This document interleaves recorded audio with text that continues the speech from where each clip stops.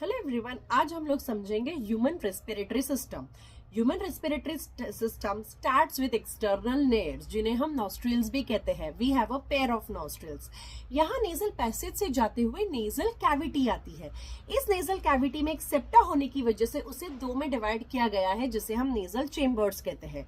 Nasal chamber के terminal part पे internal नेयर्स होते हैं, जैसे हमारे एक्सटर्नल नेयर्स है वैसे ही इंटरनल नेयर्स भी है।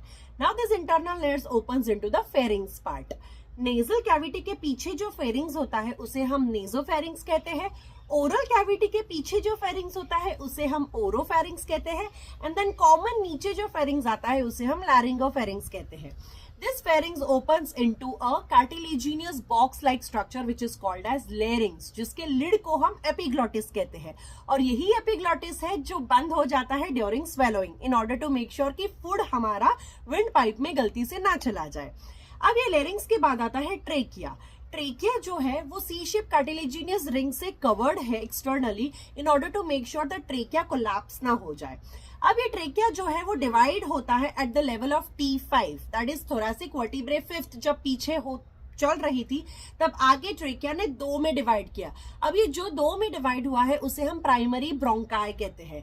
ये फर्दर डिवाइड होके सेकेंडरी ब्रोंकाई बन जाता है, वो फर्दर डिवाइड होके टर्शियरी ब्रोंकाई बन जाता है, वो फर्दर फाइनर वर्जन्स में डिवाइड होके इनिशियल ब्रोंकियल्स बनते हैं और वो फर्दर जाके टर्मिनल ब्रोंकियल्स बन जाते हैं।